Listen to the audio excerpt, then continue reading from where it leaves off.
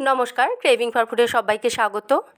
একঘেয়ে চিকেন রান্না করে ও খেয়ে বিরক্ত ধরে গেলে আমার আজকের এই চিকেন রেসিপিটা একবার বানিয়ে দেখতে পারেন। এই চিকেনের রেসিপি বানানো যেমন সহজ, খেতে ততটাই সুস্বাদু। তাহলে চলুন দেখে নেওয়া যাক এটা কিভাবে বানাবো। এই রেসিপির জন্য প্রথমে আমি একটা মশলা তৈরি করে নিচ্ছি। খালি কড়াইতে দিচ্ছি সামান্য মেথি, দিচ্ছি ছোট হাফ চামচের থেকেও কম কালো জিরে, বড় 1 চামচ মতো মৌরি, দিচ্ছি 4 থেকে 5টা মতো শুকনো লঙ্কা। এইবারে এই সব কিছু লো ফ্লেমে খুব ভালো করে ভেজে নেব। ভালো করে ভেজে নিয়েছি, এখন এটা ঠান্ডা করে গুঁড়ো করে নেব। এইখানে 1.5 কেজি মতো চিকেন ভালো করে ধুয়ে রেখেছি। এখন এর মধ্যে 1 চামচ মতো হলুদ গুঁড়ো দিয়ে দিচ্ছি। এখন দিচ্ছি বড় 1 চামচ মতো নুন, শুকনো খোলায় ভেজে গুঁড়ো করে রাখা মশলাটা। এর সাথেই দেব বড় 3 চামচ মতো ভিনিগার। ভিনিগারের পরিবর্তে লেবুর রস দিলেও হবে। দিচ্ছি বড় হাফ কাপ মতো ফ্যাটানো টক দই, বড় 3 চামচ মতো সর্ষের তেল, সব শেষে দিচ্ছি বড় 2 চামচ মতো আদা রসুন বাটা। সব কিছু দিয়ে দেওয়ার পরে এখন চিকেনটা খুব ভালো করে মেখে নিতে হবে। সমস্ত মশলার সাথে খুব ভালো করে চিকেনটা মেখে নেবার পরে এইভাবে 20 মিনিটের মতো রেখে দেবো।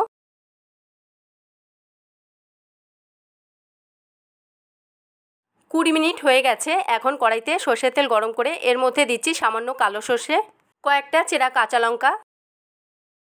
এইবারে সর্ষে আর কাঁচা লঙ্কাগুলো ভালো করে ভেজে নেব।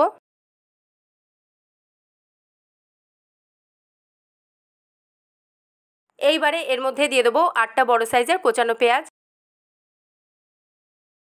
এখন এই পেঁয়াজগুলো লাল করে ভেজে নেব।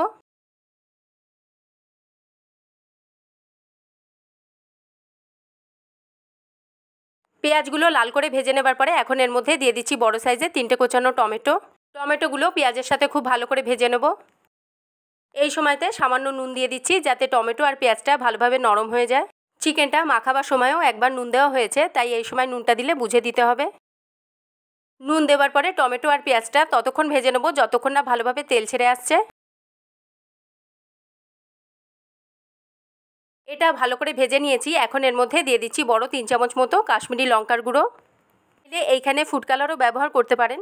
আমি এইখানে ফুড কালারটা দেবো না বলে একটু বেশি পরিমাণে কাশ্মীরি লঙ্কার গুঁড়োটা ব্যবহার করছি। আচারি চিকেনে কালার আনবার জন্য অনেকে ফুড কালার ব্যবহার করে থাকেন, তবে ফুড কালারের পরিবর্তে কাশ্মীরি লঙ্কার গুঁড়োটা দিলেও খুব ভালো কালার আসবে।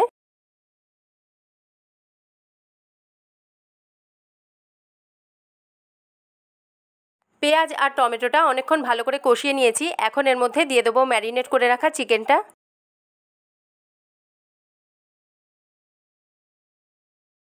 এইবারে চিকেনটা খুব ভালো করে কষিয়ে নেব।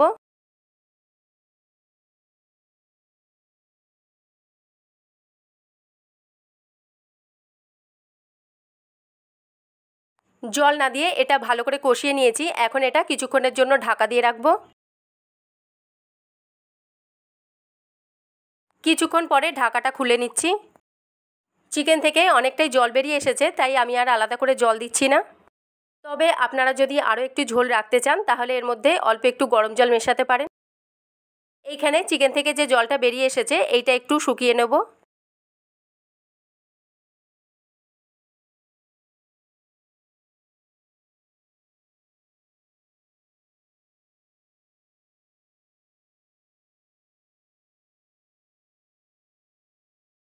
ঝোলটা অনেকটাই শুকিয়ে এসেছে। এখন এর মধ্যে আমি ধনেপাতা কুচি ছড়িয়ে দিচ্ছি।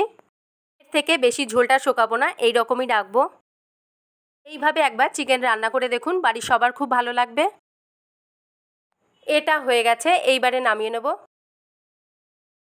রেসিপিটা ভালো লাগলে অবশ্যই কমেন্ট করে জানাবেন। দেখা হচ্ছে আরও একটি নতুন রেসিপির সাথে। ততক্ষণ ভালো থাকবেন, সুস্থ থাকবেন।